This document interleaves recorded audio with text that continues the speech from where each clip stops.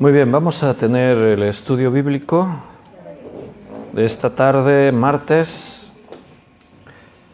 que estamos hoy 16 de febrero, creo, martes 16 de febrero, y vamos a continuar el estudio que todos los martes estamos ocupando. Pensamos que el Señor nos estaba guiando a la necesidad de estudiar la historia de la Iglesia, nuestra historia, de dónde venimos, lo que hemos perdido con el tiempo, los errores que se cometieron y que debemos tratar de evitar. Siempre es necesario mirar a la historia. Y la historia comienza en el libro de Hechos, por eso estamos ahí detenidos en este libro. Vamos a hacer un estudio profundo de Hechos, porque esa es la base, es la raíz, es el comienzo de la Iglesia cristiana. Entonces habíamos visto el capítulo 1, vimos la primera parte del capítulo 2, del versículo 1 al 13, que esto fue el martes pasado, que titulamos La venida del Espíritu Santo. Algo nuevo ocurrió, algo distinto. Hasta ahora el Espíritu Santo había estado operando en momentos determinados, en personas determinadas, profetas, reyes, aquellos a los que Dios les daba el que pudiesen estar capacitados para desempeñar la tarea que se les había encomendado. Pero en Pentecostés ocurrió algo, en esa fiesta de Pentecostés ocurrió algo nuevo, y es que el Espíritu Santo vino a morar en el corazón de cada creyente. Y eso es lo que estábamos viendo la semana pasada. Vimos que la inauguración, por así decirlo, de la venida del Espíritu Santo se manifestó de una forma visible, de una forma que todos pudiesen ver qué estaba ocurriendo, ya que las cosas del Espíritu, el neuma, es como el aire, no se puede ver, no se puede tocar. Si el Espíritu viene a tu vida, nadie lo ve. Por eso ese día en especial, el Espíritu Santo vino a los creyentes y se vio, se notó. Hubo como un viento recio que vino y llenó toda la casa en la que estaban. Hubo unas lenguas de fuego que aparecieron sobre las cabezas de cada creyente. Y ante tal estruendo se agolpó mucha gente, acudieron los forasteros que estaban en Jerusalén en esos días por la fiesta de la Pascua, vinieron a ver qué estaba ocurriendo y de pronto todos los creyentes estaban hablando de las maravillas de Dios. Y cada uno de los que habían venido a Jerusalén, había de muchos lugares distintos, del Ponto, de Asia, de Mesopotamia, y dice que cada uno les oían hablar en su propio idioma las maravillas del reino de Dios. Y ahí nos detuvimos ya la semana pasada. Nos paramos un poquito para hablar acerca de este tema de las lenguas, porque es un tema que ha generado bastante controversia, polémica y diferencias en el pueblo cristiano. Y no debería, ¿por qué? Son cosas que a veces ocurren y no entendemos bien, porque las lenguas es algo que aparece puntualmente ahí en 3 pasajes y ya está. Y Pablo establece un orden por una iglesia que en desorden las practicaba y Pablo tuvo que poner orden. Así que si hoy en día hay iglesias que en desorden practican estas cosas, deberían escuchar las palabras de Pablo, sobre todo allí en 1 de Corintios capítulo 14, cuando el apóstol deja muy claro cómo se tienen que manifestar las lenguas, si es que las hay en la iglesia. Pero el problema de la iglesia es que adolece de madurez, la iglesia anda ahí todavía. He abierto 1 de Corintios 14, no nos vamos a extender ahora ya con el tema de las lenguas porque más o menos lo vimos la semana pasada, pero no alcanzamos a leer este texto. Entonces hay todo un capítulo en 1 de Corintios, todo el capítulo 14 trata este tema. Y recuerda el contexto, la iglesia de Corinto es una iglesia desordenada. Pablo no tiene que tratar este tema de las lenguas con ninguna otra iglesia. No es un tema que tú veas que aparece en las Escrituras. En el Nuevo Testamento no era una cosa cotidiana. Así como hoy en día hay toda una enseñanza detrás de eso, Se enseña que no todos los creyentes han sido bautizados con el Espíritu Santo. La verdad es que es un poco complejo decir eso, porque ¿dónde dice eso en la Escritura? ¿Qué diferencia hay en recibir el Espíritu y ser bautizados por Él? Juan dijo acerca de Cristo que éste os bautizará con el Espíritu Santo. Y sin duda estaba hablando de lo que ocurrió en Pentecostés.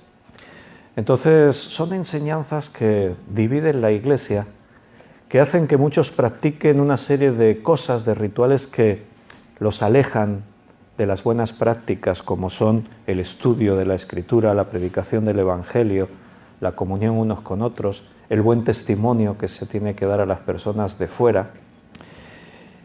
Entonces hay que tener en cuenta estas características. Corinto era una iglesia desordenada, divisiones, pecados, falta de amor, habían perdido la percepción del significado de la muerte de Cristo, la Santa Cena, en fin, era una iglesia carnal, no habían madurado. Y curiosamente esta es la iglesia que hablaban en lenguas. Estaban todos ahí hablando en lenguas y Pablo también tuvo que poner orden en esto. Toda la epístola es un ir tratando tema tras tema. Comienza con las divisiones que había entre los hermanos, va avanzando acerca de murmuraciones, va avanzando con pecados que había dentro de la iglesia vergonzosos y la iglesia consentía, de conflictos entre hermanos que se llevaban los unos a los otros denunciados a los tribunales, el desorden en la Santa Cena, en fin, va tratando tema por tema y llega a las lenguas y también tiene que tratar esto. Entonces vamos a leer un poquito. Dice, seguid el amor y procurad los dones espirituales, pero sobre todo que profeticéis. Después vamos a hablar un poquito más acerca de esto, de profetizar. Pero así adelantando, profetizar es traer la palabra de Dios. Un profeta, eso es lo que hacía, traía la palabra de Dios. Lo digo porque algunos dicen, sí, nosotros en nuestra iglesia profetizamos mucho, porque se entiende que profetizar es adivinar el futuro, predecir las cosas que van a pasar. Y eso es parte de la profecía, pero no es toda la profecía. La profecía, el profeta que hacía, el oficio de profeta era traer la palabra de Dios al pueblo. Y muchas veces el mensaje era arrepentíos, volveos a Dios, obedeced todos sus mandamientos, venid a la palabra. Sobre todo que profeticéis, porque el que habla en lenguas no habla a los hombres, sino a Dios, pues nadie le entiende, aunque por el Espíritu habla misterios. Quiero que te vayas fijando también en esos pequeños detalles que la semana pasada ya argumentábamos, pero que cuando tú lees sobre estos textos te vas a ir dando cuenta. Dice, el que habla en lenguas. Hoy en día las iglesias que hablan en lenguas dicen que son lenguas angelicales. Si los ángeles tienen una lengua, es una lengua. No creo que tengan diferentes lenguas. ¿Para qué? No hay en el reino de los cielos, entre los seres espirituales ministradores como son los ángeles creados, no hay nacionalidades distintas, se entiende que hablan un solo idioma. ¿Y cuál es ese idioma? Pues seguro que tiene que ver con la esfera espiritual, pero debe ser un idioma. Hoy en día, si tú oyes en una iglesia hablar en lenguas angélicas y te vas a otra iglesia y oyes hablar en lenguas angélicas, dices, en principio no parecen ningún idioma, pero tampoco suena igual. De pronto algunos que se conocen y tienen relación sí que sueltan palabras parecidas o iguales, pero no hay una norma establecida. O sea, las lenguas angelicales que se hablan en las iglesias no siguen un patrón gramatical, lingüístico, ¿no? O sea, son palabras sueltas sin sentido, sin coherencias, sin reglas gramaticales ni nada, ¿no? Entonces todo eso, pues, creo que ante la gente que no cree nos deja un mal testimonio, que también Pablo lo considera aquí en este pasaje. Pero el que profetiza habla a los hombres, el que trae la palabra de Dios habla a los hombres, para edificación, exhortación y consolación. Eso es lo que hace la palabra de Dios. El que habla en lengua extraña, al decir lengua extraña se refiere a una lengua que tú no conoces, a sí mismo se edifica. ¿Por qué se edifica a sí mismo? En principio, el que habla en lengua extraña, él mismo tampoco sabe lo que está diciendo. Pero ¿por qué dice se edifica a sí mismo? Bueno, porque estás en un estado de alabanza, de adoración. Es como a veces en la adoración, en la alabanza, tampoco tienes por qué hablar. O sea, puedes estar ahí callado y dice que el Espíritu intercede por nosotros con gemidos indecibles. También puede haber esa expresión de gemidos indecibles. Asimismo se edifica, pero el que profetiza edifica la iglesia. Así que quisiera que todos vosotros hablaseis en lenguas, pero más que profetizaseis, porque mayor es el que profetiza que el que habla en lenguas, a no ser que las interprete, para que la iglesia reciba edificación. Ahora pues, hermanos, si yo voy a vosotros hablando en lenguas, ¿qué os aprovechará si no os hablare con revelación o con ciencia o con profecía o con doctrina? Nota que aquí el argumento nos demuestra lo que os estaba diciendo. La profecía no es adivinar el futuro solo. No, aquí al hablar de profetizar está hablando de revelación. Eso podría tener que ver con cosas que ocurrirán, cosas que Dios quiere hacer, pero también dice ciencia, profecía, doctrina.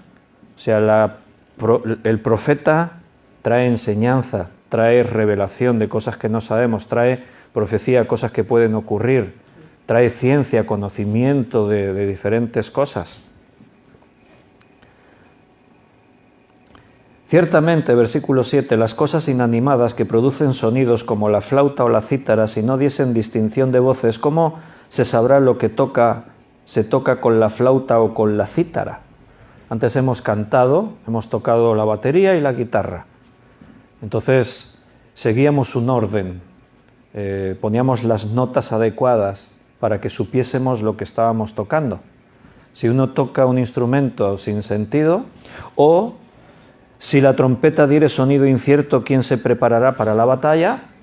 En los ejércitos, desde antaño, desde muchos años atrás, hasta el día de hoy, todavía se siguen algunas normas, aunque ya quizás no es muy práctico, muy efectivo en el campo de batalla, pero la trompeta en el campo de batalla siempre fue vital.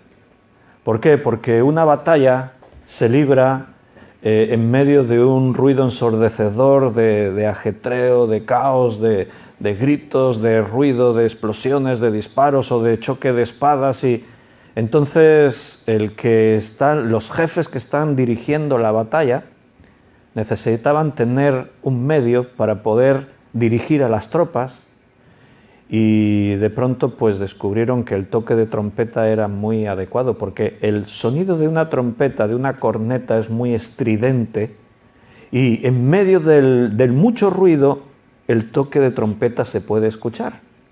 Entonces en los diferentes ejércitos pues sabían que el toque de trompeta significaba algo.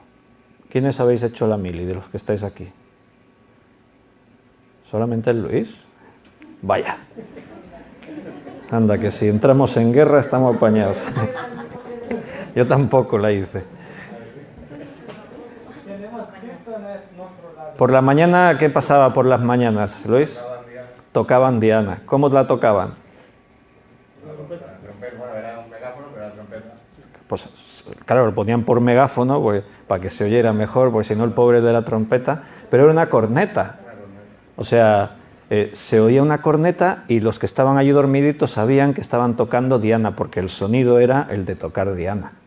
Entonces ya sabían todos que había que levantarse rápido para pasar revista. Y en un ejército, cuando oían la trompeta, sabía que tenían que avanzar. Según qué toque de trompeta, sabía que tenían que retirarse.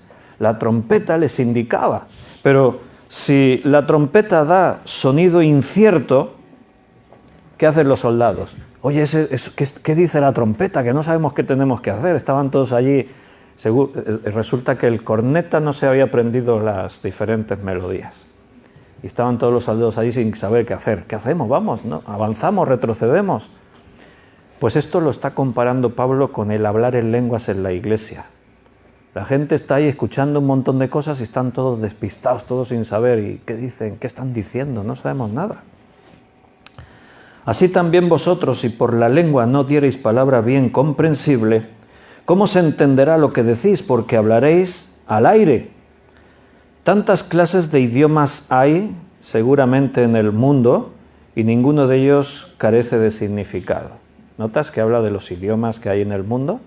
Todos tienen un significado, pero cada idioma se habla a las personas que lo van a entender.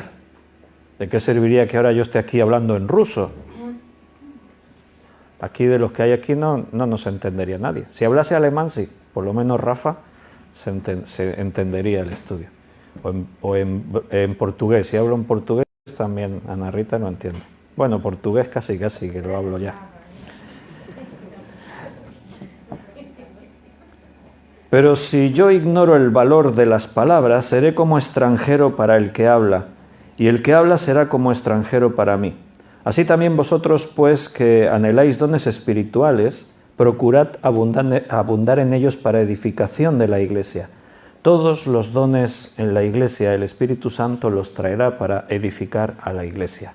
El Espíritu no se manifiesta en los creyentes para crear espectáculo, para que todos nos sintamos impresionados, para que pensemos que formamos parte de lo espiritual y necesitamos que nuestro ego esté tranquilo.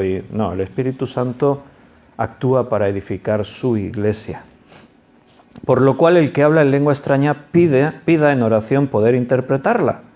Porque si yo oro en lengua desconocida, mi espíritu ora, pero mi entendimiento queda sin fruto. Por eso dice el que ora en lengua a sí mismo se edifica. En el espíritu sí estás siendo edificado y tal, pero ni siquiera tú mismo sabes qué estás diciendo, entonces te quedas sin conocimiento, no sabes, ahí no hay fruto. ¿Qué pues? Oraré con el espíritu, pero oraré también con el entendimiento. Cantaré con el espíritu, pero cantaré también con el entendimiento. Porque si bendice solo con el espíritu el que ocupa lugar de simple oyente, ¿cómo dirá el amén a tu acción de gracias? Pues no sabe lo que has dicho. Yo nunca digo amén a una oración que no he entendido, porque no sé lo que están diciendo. El amén es una forma de identificarme completamente, es reafirmar, es decir, eso es cierto, amén, estoy de acuerdo, lo apoyo, estoy comprometido totalmente. Cuando tú dices amén, piensa lo que estás diciendo. Si yo en una oración oigo incluso algo que entienda y que me suena muy extraño, yo no digo amén, porque yo no participo de eso. ¿Entiendes? Dicho esto, no te olvides que el diablo, Satanás, también imita las cosas de Dios. ¿Cómo sé yo si uno está hablando en lengua si eso viene de Dios o viene del diablo? No sé lo que está diciendo. Dices, no, pero un cristiano no puede ser poseído. No, yo no estoy diciendo que esté poseído. Pedro dijo, no dejes que te maten, y Jesús dijo, apártate de mí, Satanás. El diablo, el enemigo, puede influenciar en un falso mensaje dentro de la iglesia. Entonces yo no voy a decir amén a algo que no esté entendiendo plenamente. ¿Benito? Sí, yo hace tiempo que estuve estudiando ese tema y entonces había una persona que dio su testimonio que en su casa cuando él era pequeño, eran niños, se iban a dormir y tal, y sus padres hacían, ¿cómo se llama? La Ouija. Sí. Ouija, y hacían cosas raras. Que los niños escuchaban desde la habitación. Que yo escuchaba hablar, cosas muy raras, sonidos raros y tal. Cuando se convirtió de mayor y apareció en una iglesia que hablan lenguas, entre comillas, dice que él identificó esos mismos que estaban hablando en la iglesia, estaban en lenguas, identificó el mismo sonido cuando él era pequeño y hacían cosas raras en su casa. Sí. Con lo cual, él dedujo, bueno, esta gente que está aquí haciendo esto, ¿cómo saben que no están maldiciendo? Porque seguramente cuando hacían la Ouija, mis padres y todo eso, estaban maldiciendo el nombre de Dios, porque Dios no quiere que hagan eso, ¿no? Sí. Entonces, sí. ¿Quién dice que no están maldiciendo el nombre de Dios? No se sabe porque no sabemos lo que dice. No sé si los de internet han escuchado lo que Benito habla, si mi micro capta el sonido ambiente. Ante la duda, pero me podéis escribir, estoy viendo ahí los mensajes de los hermanos que están conectados. Si en internet no se alcanza, entonces yo lo tendré en cuenta. Ahora voy a repetir un poquito lo que él ha dicho, pero para próximas veces, si yo sé que se oye, ya no repito. Benito estaba contando que alguien le contó que cuando era pequeño en su casa practicaban cosas tipo de espiritismo, de Ouija y cosas así. Y entonces él escuchaba hablar y a veces en la sesión de espiritismo hablaban como en lenguas. Y una vez cuando ya fue más adulto y fue a una iglesia cristiana en la que se hablaba en lenguas, dice que él recordó, al escuchar las lenguas que se hablaban en la iglesia, recordó las lenguas que él escuchaba cuando se hablaba en aquella habitación mientras hacían la sesión de espiritismo y hablaban en unos idiomas extraños. Y Benito decía, claro, cuando uno habla en lenguas no sabemos si está bendiciendo a Dios o lo está maldiciendo. Claro, no lo sabemos.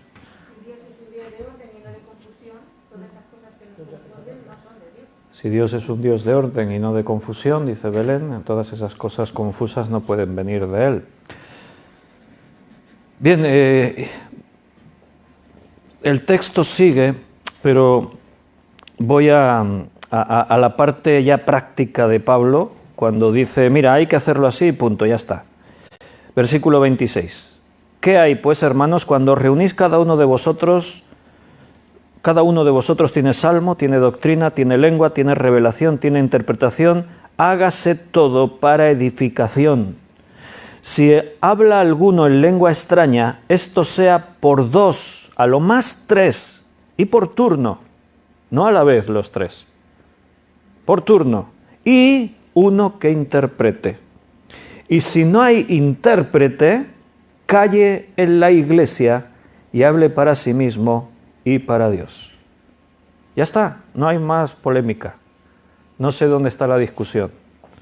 Si alguien me pregunta, ¿pero se puede hablar en lengua? Sí, no, eso. Mira, el problema en las iglesias, si tú has estado en iglesias donde se habla en lenguas, es que hay un momento, es automático, hay un momento en el que es la hora de hablar en lenguas y todos se ponen a hablar en lenguas a la vez.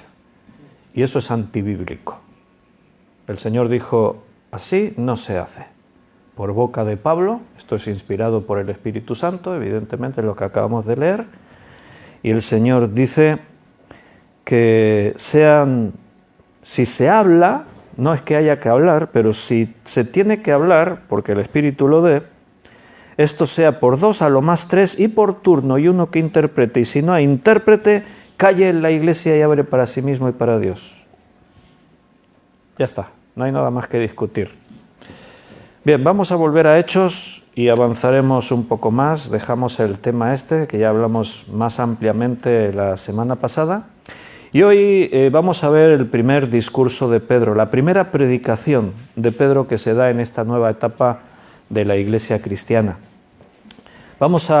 Es del versículo 14 hasta el 41, pero vamos a verlo por partes. Primero vamos a ver del versículo 14 al 21 y titularemos esta primera sección El día del Señor, porque Pedro cita al profeta Joel que habló del día del Señor y él toma este texto como introducción para su mensaje, para su predicación. Dice en el versículo 14 que entonces Pedro, poniéndose en pie con los 11, alzó la voz y les habló diciendo. Pedro y los 11 se pusieron en pie, o sea, los 12 apóstoles, aquí ya está el sustituto de Judas también añadido, y dice que se pusieron en pie.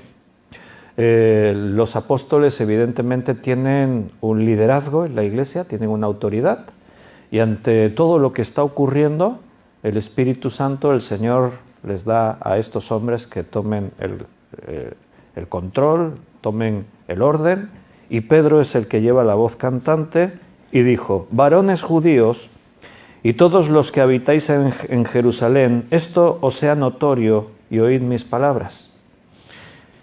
Porque estos no están ebrios como vosotros suponéis, puesto que es la hora tercera del día. Algunos de los que estaban escuchando, viendo todo aquel alboroto, el jaleo que se formó allí, ya vimos en la clase pasada que muchos se maravillaban, diciendo, wow, ¿y cómo estos que son galileos les oímos hablar en nuestra propia lengua las maravillas del reino de Dios? Pero otros decían, están borrachos. Los veían allí a todos hablando, estaban en un espíritu de oración, estaban hablando y algunos dijeron, estos están borrachos. Bueno, precisamente en el argumento que también da Pablo en 1 de Corintios 14, no lo hemos leído, pero también Pablo dice allí, porque si todos habláis en lenguas extrañas y entra alguien de fuera y os oye, va a pensar que estáis borrachos, o la traducción también podría ser locos, lunáticos. En este caso, algunos lo pensaban. Y recuerda, no estaban hablando en ratatata, lamaleque, no, estaban hablando en idiomas. O sea, todos les escuchaban hablar en sus propios idiomas. Las maravillas del reino de Dios. Pues ahora imagínate el hablar en monosílabos, en palabras raras, la gente de la calle, ¿qué piensa? Se asustan. Piensan, ¿y estos? ¿Esta gente tan rara? ¿Están locos? ¿Están borrachos? Pablo les aclara, no están borrachos. Y les da un argumento. Solo son las 9 de la mañana. No habían tenido tiempo de emborracharse todavía. O sea, para emborracharse, en ese tiempo, pues ya tenían que pasar unas horas. Dice que es la hora tercera del día. Las horas, en este contexto, se medían desde la salida del sol, que se consideraban las 6 de la mañana, hasta las 6 de la tarde. Entonces, la tercera hora, desde las 6, 1, 2, 3, son las 9 de la mañana. La sexta hora serían las 12. La novena hora serían las 3. ¿Entendéis, no? ¿Cómo funciona? Entonces, él les dice, no están borrachos y solo son las 9 de la mañana. Esto habla de las costumbres. O sea, era normal en aquel tiempo, aquí en Jerusalén, con la fiesta de Pentecostés, los forasteros, todo, era normal que cada día se viese gente borracha. Pero a las 9 de la mañana no. A las 9 de la mañana estaban durmiendo la mona del día anterior. Entonces la gente se les veía borrachos por las calles ya por las tardes. Ya llevaban todo el día de fiestas y de beber y de tomar. Y fíjate qué argumento, ¿no? Solo son las 9 de la mañana. Porque estos no están ebrios como vosotros suponéis, puesto que es la hora tercera del día. Mas esto es lo dicho por el profeta Joel. Y ahora cita al profeta Joel, capítulo 2, versículo 28 al 32. El profeta Joel dijo esto: en los postreros días, dice Dios, derramaré mi espíritu sobre toda carne, y vuestros hijos y vuestras hijas profetizarán, vuestros jóvenes verán visiones y vuestros ancianos soñarán sueños. Y de cierto sobre mis siervos y sobre mis siervas en aquellos días derramaré mi espíritu y profetizarán. Y daré prodigios arriba en el cielo y señales abajo en la tierra, sangre y fuego y vapor de humo. El sol se convertirá en tinieblas y la luna en sangre antes que venga el día del Señor grande y manifiesto. Y todo aquel que invocare el nombre del Señor será salvo. El día del Señor es lo que el profeta Joel anunció y lo que ocurriría antes de que llegase el día del Señor. Israel era una nación que había crecido, se multiplicó, tenía una gran influencia, fueron bendecidos, pero al final entre los demás pueblos de la tierra, Israel tampoco era una nación muy grande como al día de hoy. Israel no es una nación grande. En superficie y población sería similar a Cataluña, así parecido a esta región, a esta autonomía española, Cataluña. Anda ahí por los 7, 8 millones de habitantes. Israel había sufrido, como otras naciones, guerras, habían sido deportados, habían visto asesinar a su gente, llevar cautivos a su pueblo, habían visto destruir sus ciudades. Aún Jerusalén, la capital, con el templo fue destruido. Entonces Israel entendía que eran el pueblo de Dios. Pero ¿en qué les diferenciaba eso de otras naciones? Somos el pueblo de Dios. Pero más de un israelita tenía dudas, ¿no? Y tenía que enfrentar a veces la crítica o el ridículo de otros. Pues si sois el pueblo de Dios, ¿dónde está vuestro Dios? Aún en el Antiguo Testamento se reúnen algunos de estos comentarios o algunas escenas así. Si Dios es vuestro Dios, ¿dónde está vuestro Dios? ¿Ha dejado que os lleven cautivos? ¿Ha permitido que destruyan vuestras ciudades? ¿En qué os diferencia eso? Decís que sois el pueblo de Dios. ¿Dónde está Dios en medio de vosotros? Claro, ahora no voy a analizar todo eso. La mayoría de veces que sufrían el oprobio y la esclavitud y la destrucción, no era porque Dios los abandonase, es porque ellos abandonaban a Dios. Ellos le daban espaldas a Dios y se quedaban a expensas de sus enemigos, de las circunstancias. Entonces el judío pues tenía que enfrentar la realidad de que somos el pueblo de Dios, pero al final ¿eso de qué nos sirve? ¿En qué nos diferencia? ¿Qué beneficio obtenemos? Entonces, de alguna forma, vivían con la expectativa puesta en que un día vendría el día del Señor. Vivían con la promesa de que Dios se manifestaría un día para establecer el reino y destruir a sus enemigos. Tenían en cuenta una serie de textos que están profetizados, muchos de ellos nosotros los estamos estudiando en la serie de Apocalipsis, en los que se hablaba del reino de Cristo, que se hablaba del Mesías que destruiría a sus enemigos. Todo eso está en la Biblia, pero eso tiene que ver con la segunda venida de Cristo. La primera venida de Cristo fue como hombre para morir en la cruz del Calvario. Por eso los judíos, cuando Cristo vino, no lo recibieron, no creyeron en Él, porque vivían con esta expectativa de que el día del Señor les iba a sacar de sus miserias, de su pobreza, de sus penurias, y realmente se iban a convertir en los herederos de la tierra, iban a reinar, iban a vivir en poder, sus enemigos serían destruidos. Y cuando Cristo vino de una forma humilde, aceptando el sufrimiento, no lo entendieron, no lo recibieron, no creían en Él. Entonces esa expectativa del día del Señor es algo que está en la Biblia, está en todo el Antiguo Testamento, también en el Nuevo Testamento. Ahora lo que Pedro está aquí diciendo en esta primera predicación es que él toma ese texto de Joel que habla del día del Señor y lo está mostrando como que lo que Joel dijo ahora está comenzando. Eso es lo que él va ahora también a argumentar después de la lectura de Joel. Lo que Pedro está diciendo, esto que se anunció que el día del Señor vendría, está comenzando ahora. Porque hay cosas que vienen justo antes de ese día, de la venida del día grande y terrible del Señor. Lo que Pedro está diciendo, empezamos una nueva etapa. Nosotros ahora lo llamamos la era de la Iglesia. Y esa etapa de la Iglesia es la antesala al día grande y terrible del Señor. El día del Señor vendrá, pero antes de eso iban a ocurrir cosas. Una de esas cosas es que el Señor derramaría el Espíritu Santo sobre toda carne. ¿Por qué dice eso?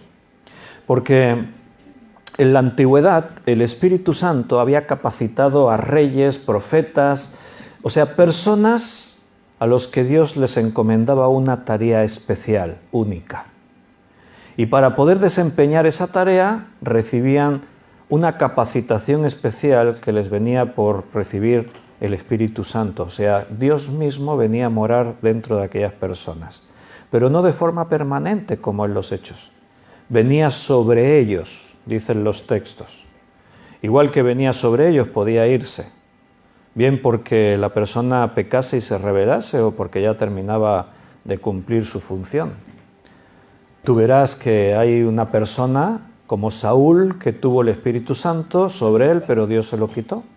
Tú verás una persona como Sansón, que aquí es más complejo y peculiar porque Sansón tenía el Espíritu Santo sobre él, fue un juez en Israel, por eso Dios le dio el Espíritu Santo, pero en su pecado Dios le quitó el Espíritu.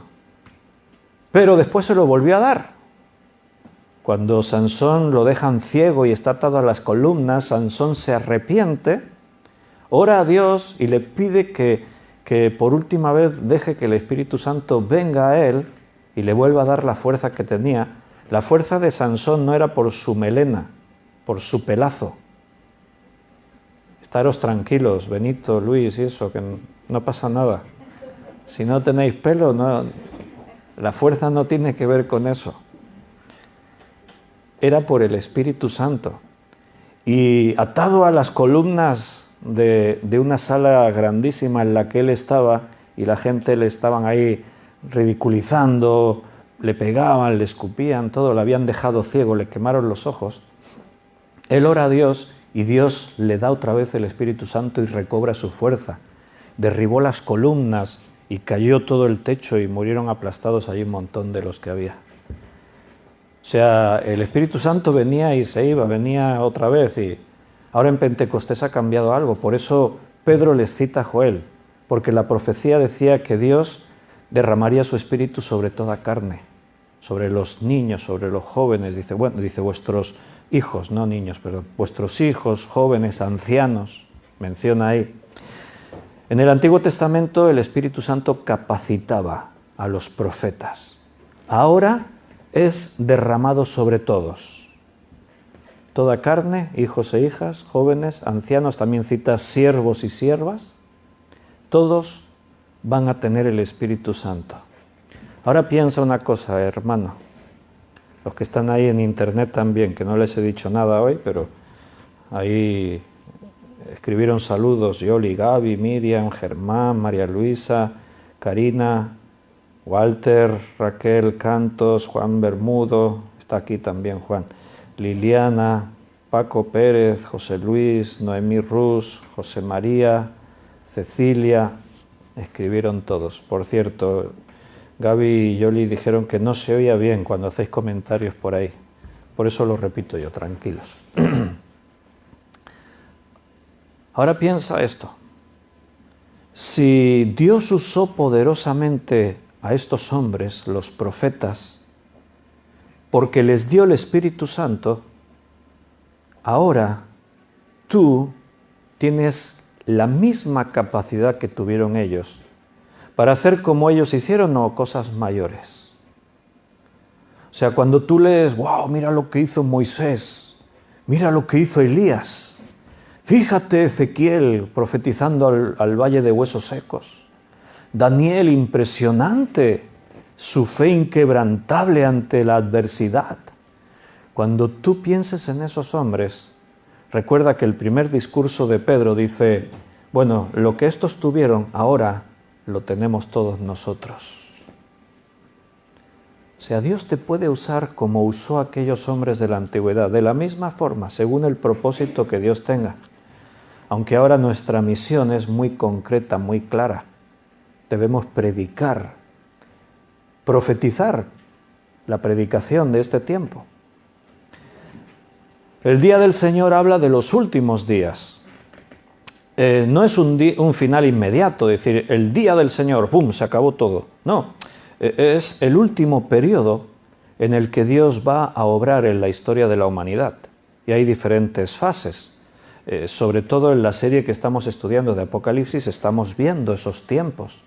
En estas dos últimas clases precisamente hablábamos de eso, de los tiempos, la profecía de las 70 semanas, tiempo, tiempos y medio tiempo, esos son 3 años y medio. Dices, ¿y cómo se deduce? Tiempo, tiempos en plural, o sea, tiempo es 1, tiempos en plural son 2, medio tiempo, 1, 2, son 3 y medio, 3 años y medio. La mitad de una semana profética, que son 7 años. Un día profético es 1 año, una semana, 7 años. Vamos a leer algunos textos en los que aparece la expresión, el día del Señor. Isaías, capítulo 2, versículo 12.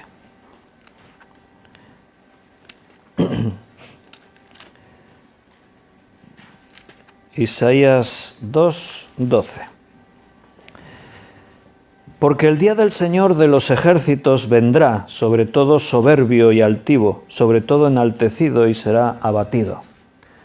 El día del Señor vendrá. Al hablar del día del Señor en la Escritura te vas a dar cuenta de este detalle. Un texto puede hablar del día del Señor que viene sobre los que no son hijos, sobre los rebeldes, sobre los que no creen en Dios, y estos van a ser abatidos, van a ser destruidos. O el día del Señor también puede hablar, como en el contexto ahí en Joel, de que ocurrirán cosas maravillosas para los que creen. Están las dos caras de la moneda, que también es algo que desde que comenzamos a estudiar Apocalipsis lo hemos estado viendo. Que Apocalipsis para los que no creen sí puede ser terrible, pero para los que creemos es un tiempo glorioso, es lo que esperamos. Apocalipsis es la revelación de lo que nos espera, y lo que nos espera es muy grande, lo más grande. Isaías 13, 6. Isaías 13, 6. Aullad, porque cerca está el día de Jehová. Vendrá como asolamiento del Todopoderoso. El día de Jehová, el día del Señor. Amós, profeta Amós, capítulo 5, versículo 18. Amós 5, 18 dice: ¡ay de los que desean el día de Jehová! ¿Para qué queréis ese día de Jehová? Será de tinieblas y no de luz. Bueno, aquí evidentemente está hablando a un pueblo. Yo antes os decía, el pueblo de Israel esperaba el día de Jehová, era su consuelo, pero a veces los profetas le tuvieron que hablar al pueblo de Dios como un pueblo rebelde. Y aquí en ese contexto Amós les dice: ¿para qué queréis el día de Jehová? ¿Por qué lo deseáis? El día de Jehová será para vosotros, claro, recuerda esas dos partes, para unos será gloria, para otros será destrucción. ¿Para qué queréis el día de Jehová? Será de tinieblas y no de luz. Los que no son de Dios sufrirán las tinieblas, los que son de Dios disfrutaremos la luz. Sofonías, capítulo 1, versículo 7. Nombre bíblico, Sofonías. No conozco ningún creyente que se llame así, Sofonías. ¿Por qué será? Es un nombre bonito.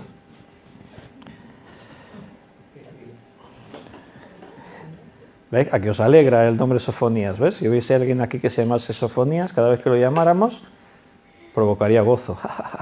Sofonías. 1:7. Calla en la presencia de Jehová el Señor, porque el día de Jehová está cercano. Porque Jehová ha preparado sacrificio y ha puesto a sus convidados. Calla, espera. El día de Jehová está cercano. Vamos a ver un par del Nuevo Testamento. Primera de Tesalonicenses 5, 2. Claro, hay muchos nombres en la Escritura. Sofonías, pues no es un nombre así que se lleve muy bien. Aquí en el Nuevo Testamento también hay nombres que tampoco son muy... Hay una carta que se llama Filemón.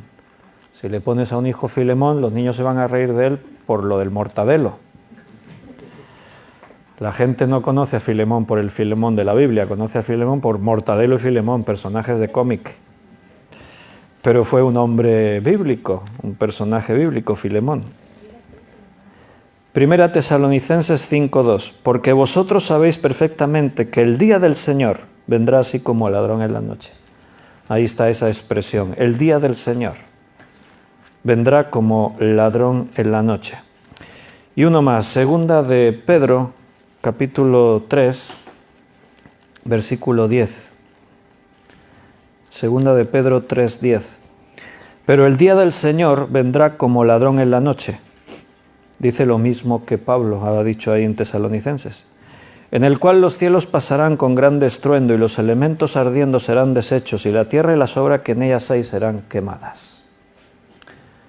Pedro les está diciendo, de alguna forma les está diciendo esto. Hace generaciones que estamos soñando con el día del Señor, el gran día en el que Dios va a intervenir en la historia, ahora con Jesús, el día se acerca. Ahora ha llegado ese día. Eso es lo que Pedro les está diciendo. Los que están escuchando ahí, principalmente, todos prácticamente son judíos. Saben de qué está hablando Pedro. Saben qué es lo que les quiere decir. Me vuelvo allá a Hechos, capítulo 2. Y lo que el profeta dice, pues es esto: derramaré mi espíritu sobre toda carne y vuestros hijos y vuestras hijas profetizarán. Vamos a ir por partes. Vuestros hijos, vuestras hijas profetizarán. La palabra griega es profeteuo, que significa el que ejerce el oficio profético, eso es lo que significa. Y ejercer el oficio profético implicaba lo que antes mencionábamos. Por un lado, predecir eventos. La profecía, como viene de Dios, y para Dios el futuro no es un misterio, el Señor advertía a veces de las cosas que vendrían. O sea, no era predecir el futuro para satisfacer nuestra curiosidad. No es como el que acude a una vidente, a una adivina, para que le lea la mano, quiromancia, para que le lea la bola de cristal, o el pozo del café, o infinidad de medios para predecir el futuro. ¿Por qué? Porque quiero saber qué me va a pasar en el trabajo. Una de las cosas que más se consultan es tema de amores. Quiero saber cómo me irá en el amor. Quiero saber el dinero, si me irá bien, si me irá mal. Claro, a la gente les gustaría conocer qué pasará, cómo me irá. Pero la profecía de Dios no va así. La profecía siempre era para edificar su iglesia, el pueblo, para advertir al pueblo: vendrá esto, ocurrirá esto. Muchas de las profecías que se les dio a Israel tenían que ver con que ellos supiesen las consecuencias de su desobediencia. Si me sois rebeldes, si no me obedecéis, si no guardáis mi palabra, vais a ser llevados cautivos. Pueblos extranjeros os van a destruir. Y el pueblo ignoraba las advertencias de Dios y después sufrir las consecuencias. Predecir eventos, hablar bajo inspiración, eso significa también profetizar. O sea, es el Señor ha dicho, eso es lo que el profeta decía. El Señor ha dicho: volveos a mí y sed salvos. Arrepentíos y recibid la bendición. Escoged entre bendición o maldición, entre vida o muerte. El profeta les traía el mensaje de Dios para ellos. Y también la profecía puede contener adivinar lo oculto. Hay cosas que están ocultas, pero Dios las puede desvelar mediante la profecía. El profeta a veces venía y desvelaba un pecado oculto. Decía: tú has hecho esto. ¿Qué hizo Natán con David? Tú eres este hombre, tú cometiste este pecado. Mataste a Urías con la espada de tus enemigos. El Señor venía y desvelaba. El profeta, el que tiene el Espíritu Santo, tiene todo lo que Dios quiera usar en él. Eso también puede ser revelar, adivinar cosas ocultas, cosas que no están. Entre los dones del Espíritu Santo podría ser palabra de ciencia o palabra de sabiduría, podría tener que ver con eso. Y no olvidemos que en el Antiguo Testamento había falsos profetas y que en el Nuevo Testamento se nos advierte que se levantarán muchos falsos profetas. O sea, no quiere decir que todo el que aparece por ahí diciendo el Señor ha dicho, eso realmente, verdaderamente venga de Dios. El propio Jesús refirió lo que ocurrirá aquel día ante el trono blanco, el gran trono blanco, en lo que se conoce como el juicio final. Y en Mateo 7:22, Jesús dijo: muchos me dirán en aquel día. Y fíjate que no dice algunos, dice muchos. Muchos me dirán en aquel día: Señor, Señor, ¿No profetizamos en tu nombre? Ahí lo tienes. Y no solo eso, en tu nombre echamos fuera demonios y en tu nombre hicimos muchos milagros. ¿No profetizamos en tu nombre? Eran profetas, ellos se creían profetas y tenían multitudes que los seguían como profetas. Pero el Señor les dirá, nunca os conocí, apartaos de mí, hacedores de maldad. Nunca os conocí. No es que fueron salvos y perdieron la salvación, no, es que nunca la tuvieron. Nunca os conocí. Bien, también dice, estoy otra vez en Hechos 2, derramaré mi espíritu sobre toda carne, vuestros hijos y vuestras hijas profetizarán. Y dice dos cosas más, vuestros jóvenes verán visiones y vuestros ancianos soñarán sueños. Precisamente el viernes pasado, en la clase del Seminario Bíblico de Fe, estábamos hablando de sueños, porque estamos en Génesis, estábamos estudiando acerca de la vida de José. Y ahí pues comentamos un poquito, porque son cosas que crean expectativas. Es como lo de hablar en lenguas. Cuando hablas en lenguas, cuando vives milagros, cuando tienes visiones, cuando tienes sueños, de pronto te sientes especial, porque parece como que estás participando de la gloria divina. Pero no necesitas ni hacer nada de eso para participar, porque Dios nos ha hecho a todos partícipes, somos parte del cuerpo de Cristo. Si tú estás en la iglesia, si has nacido de nuevo, estás en la iglesia, estás participando de algo divino. Cristo dijo, yo edificaré mi iglesia. Estás dentro de la construcción que el propio Cristo está desarrollando. O sea, eres alguien especial. No necesitamos las manifestaciones para vivir eso. Dios lo hace. Pero el hombre cristiano también necesita a veces sentirse, necesita ver, A todos les gusta el tema de las visiones, los sueños, los milagros. Por eso estas cosas se siguen mucho. Pero ahí dice, si esto que Pedro dice es el periodo en el que estamos viviendo, la pregunta sería, ¿y dónde están las visiones y dónde están los sueños? Bueno, visiones y sueños ya hubo. Recuerda que hemos dicho que el día del Señor no habla de algo muy concreto, sino de un periodo, y en un periodo puede haber cosas. Por ejemplo, no es lo mismo, ni va a vivir el mundo lo mismo en la última parte, cuando realmente viene el día del Señor, los 7 años últimos de la historia, cuando en el mundo va a gobernar un único rey, el anticristo o la bestia, como dice en Apocalipsis. No se va a vivir de la misma manera en ese momento que, por ejemplo, hoy, que aún no ha llegado el arrebatamiento de la iglesia, etc. Entonces, en ese periodo hay diferentes fases. Ahí dice, tendréis visiones, tendréis sueños. Bueno, estamos estudiando Apocalipsis. ¿De dónde vino Apocalipsis?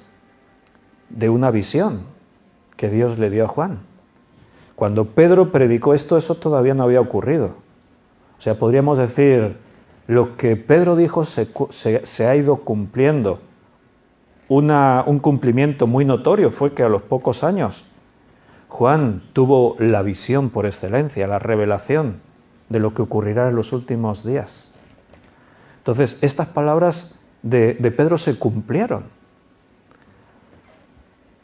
Pero algunos pueden utilizar este texto como excusa para buscar, el decir, he tenido una visión. Hermanos, he tenido un sueño. Normalmente son esas mismas clases de iglesias que se hablan las lenguas, que se buscan cosas así especiales como la bendición de Toronto, o sea, eso de caerse para atrás cuando oran por ti, te empujan y te caes. Cuando se entra en una especie de trance, ahí convulsionando en el suelo, más bien parece que son poseídos, pero bueno, yo respeto, que viene el gozo del Espíritu Santo y empiezan a reírse de una forma descontrolada. De hecho, bueno, ya es una forma de ridiculizar a los cristianos. Solo tienes que conectarte a YouTube y buscar formas de bendiciones en las iglesias evangélicas. Te saldrá la bendición del chicle, la bendición de comer hierba, la bendición de la chaqueta, la bendición de... La gente se ríe de los cristianos evangélicos porque es para reírse. Eso no es de Dios. La palabra de Dios es seria. No da así esa facilidad a la burla como ocurre en muchas iglesias, pero... Claro, textos como este justifican, ¿no? Es que yo he tenido un sueño, he tenido una visión. Mira, yo nunca he dicho que no pueda haber visiones y sueños, pero la palabra de Dios nos lleva a que lo que Dios nos quería decir ya nos lo ha dicho, está aquí escrito. Al final de este libro, en Apocalipsis, es el libro número 66, el último de esta biblioteca que forma este tomo que tenemos nosotros aquí. Allí dice que no se puede añadir ni se puede quitar nada de lo que está escrito en la profecía de este libro. No podemos estar manipulando lo que aquí está escrito. Por eso hay que tener mucho cuidado con las visiones y los sueños. El viernes en el seminario decíamos, no decimos que no pueda decirte algo Dios por un sueño, pero hay que tener mucho cuidado, porque un sueño puede venir por revelación de Dios o puede venir por los huevos fritos que te comiste la noche anterior. Entonces, ¿cómo sabes tú? Es que he soñado una cosa muy rara, ¿qué significará? Y le das un significado tú. A lo mejor fue porque comiste mucho y has tenido una mala noche. Todos nos ha pasado eso, de pasar una mala noche y sueñas cosas raras toda la noche soñando.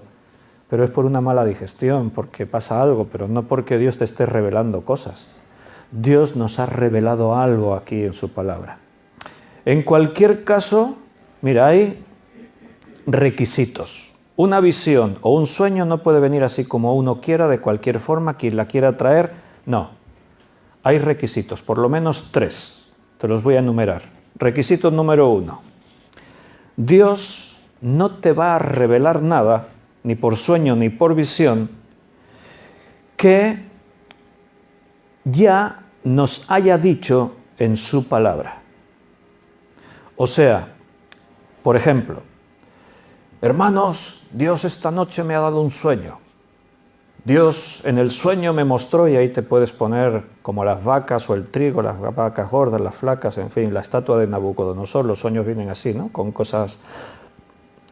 Tú puedes decir lo que sea, pero el mensaje es, Dios nos ha dicho que tenemos que predicar el evangelio de salvación en esta ciudad. Pues estabais arreglados y estabais esperando tener un sueño para recibir ese mandamiento, porque eso ya está escrito. Dios nos lo está diciendo todos los días. A Moisés y a los profetas tienen, óiganlos. No, pero envíales a alguien, si se levanta uno de los muertos y va y les predica. Eso es lo que el rico le decía a Abraham, que tenía allí en su seno a Lázaro. Y Abraham le dice, no, eso no va a ocurrir. De alguna forma le está diciendo, ya está escrito. Si no lo escuchan aquí que está escrito, Dios no se los va a decir de otra forma. Lo podríamos aplicar a esto. Si Dios ya te lo escribió, ya te lo ha dicho, no una vez, sino 1000 veces, Dios no va a entrar en ese juego de decir, mira, se lo voy a decir mediante sueño o visión, a ver si así me escucha. Dios no actúa así. Si tú no le quieres escuchar aquí en su palabra, pues quédate sin escucharle, allá tú. Segunda cosa, Dios jamás dirá nada que contradiga lo que Él ya ha dicho en su palabra. En ningún caso Dios invalidaría lo que Él ya dijo, su palabra. Digo esto porque a veces se dan profecías o se dicen visiones que entran en conflicto con lo que la Biblia dice. Entonces, eso no viene de Dios. Y tercer requisito, la persona que traiga visión o sueño no puede ser cualquiera. Tiene que tener buen testimonio, tiene que estar lleno del Espíritu Santo, que es lo que Pedro está diciendo aquí citando a Joel.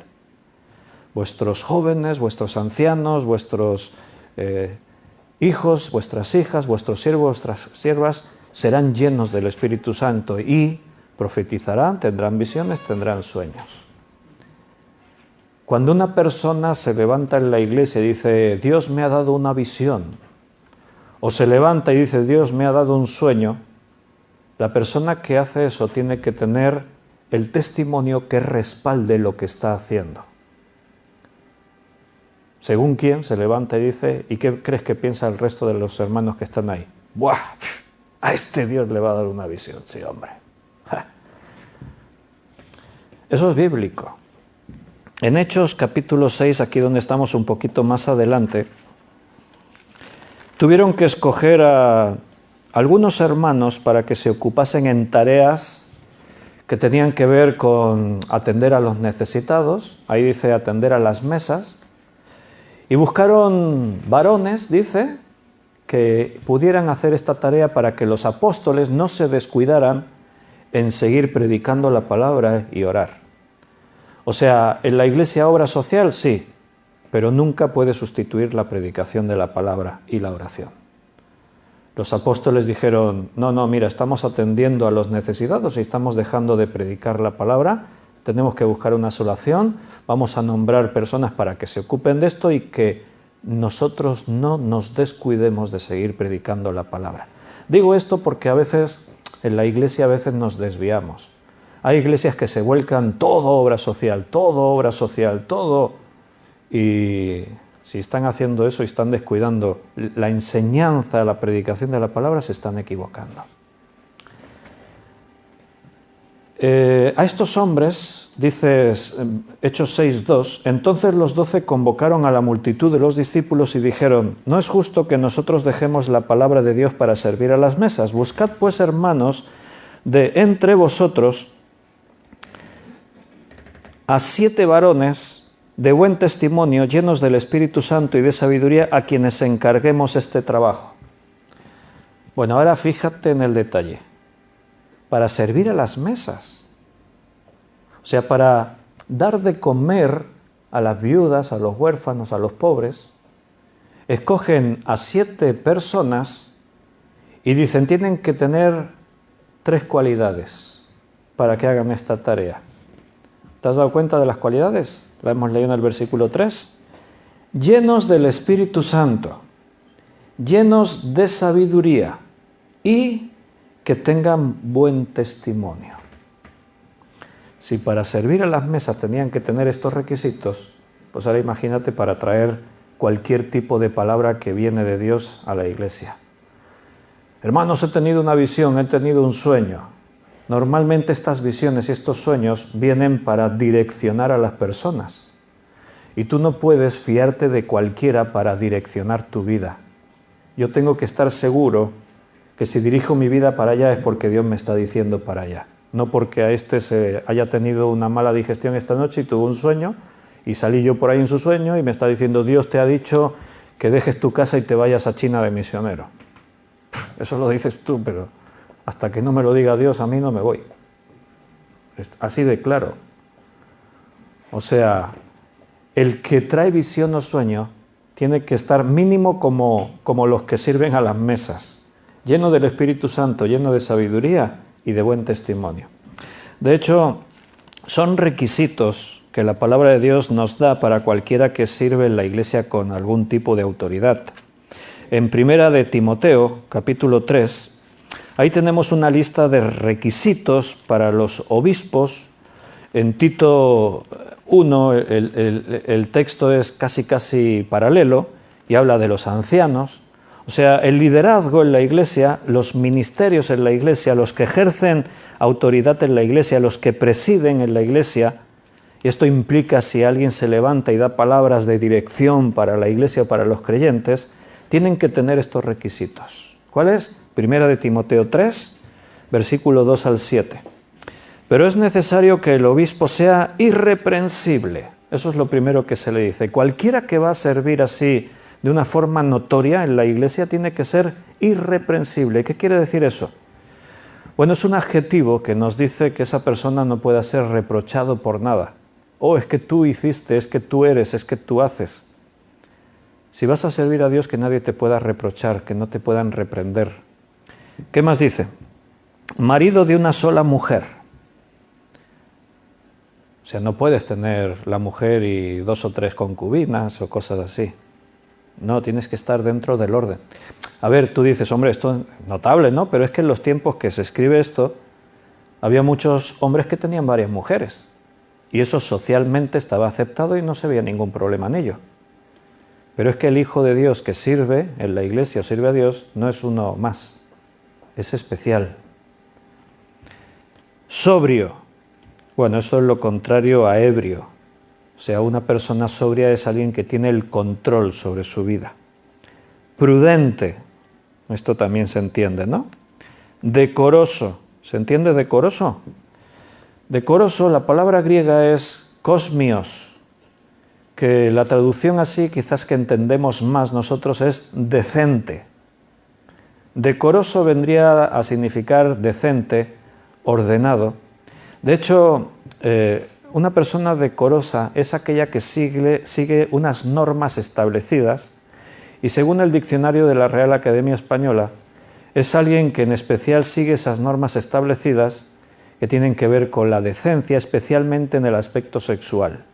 Eso es lo que dice el diccionario. Ya mismo lo revisan y lo cambian porque en los días que estamos todos esos significados van cambiando. Vivimos en tiempos mucho más avanzados y modernos, somos más civilizados que años atrás. Ahora ya según qué cosas no se les puede decir que sean malas o pecados o negativas, si no te meten a la cárcel. Hospedador, o sea, siempre tienes que tener tu puerta abierta para la persona que necesite ser hospedada. Como dice la Escritura, ser hospedadores, porque algunos sin saberlo alojaron ángeles en sus casas. Apto para enseñar, o sea, tienes que tener un conocimiento de la palabra y una capacitación para poder enseñar a los demás. No dado al vino, no dice que no bebas vino, dice que no seas dado al vino. La Biblia no prohíbe beber alcohol. La Biblia dice que el alcohol no te controle, que no bebas en exceso. No dado al vino. No pendenciero. ¿Se entiende eso de ser pendenciero? Son palabras que están un poco en desuso, no las usamos tanto hoy en día. Pero seguro que lo has oído en alguna canción que habla de este pendenciero o algo así. Un pendenciero es aquel que es aficionado, así para que se entienda, a las peleas, a las riñas, es un camorrista, es alguien que siempre está ahí, ¿cómo que has dicho? Ven aquí que te rompo la cara. Un pendenciero es algo así. Evidentemente el que se levanta en la iglesia y dice el Señor ha dicho no puede ser un pendenciero. Bueno, me acuerdo un testimonio que escuché una vez, me lo contaron una vez que fui a dar una clase del seminario, que allí en Barcelona tenían una liga de fútbol sala, las diferentes iglesias, cada iglesia montaba su equipo de fútbol y hacían una liga entre las iglesias evangélicas. Y había hermanos que participaban. Me dijeron, te tienes que venir y cuando vienes a dar clases vienes antes y entrenas con nosotros y algún partido juegas y tal. Y digo, sí, estaría bien, pero faltaba tiempo para eso. Y me contaban, pues yo les preguntaba, digo, ¿y los partidos qué? Y claro, me contaban de todo. Y dice, wow, hicimos un partido ahí, esta iglesia contra la otra iglesia, y el pastor y uno llegaron a las manos. Que me has dado una patada, que te voy a dar, que no sé qué. Cuando se juega fútbol ya se sabe lo que pasa, ¿no? Y un pastor pues ahí pegándole a otro, porque le hizo la traveta, se cayó, le dijo, me has tirado, que a mí, que tú no sabes quién soy yo, claro, el pastor. Este era un pendenciero, o sea, un pastor no puede ser un pendenciero. No codicioso, también dice ahí. A ver dónde estoy, que me perdió. En el versículo 3. No codicioso de ganancias deshonestas, sino amable, apacible, no avaro, que gobierne bien su casa, que tenga a sus hijos en sujeción con toda honestidad, pues el que no sabe gobernar su propia casa, ¿cómo cuidará de la iglesia de Dios? No un neófito es un nuevo, alguien que acaba de llegar nuevo a la fe y no tiene un conocimiento así más.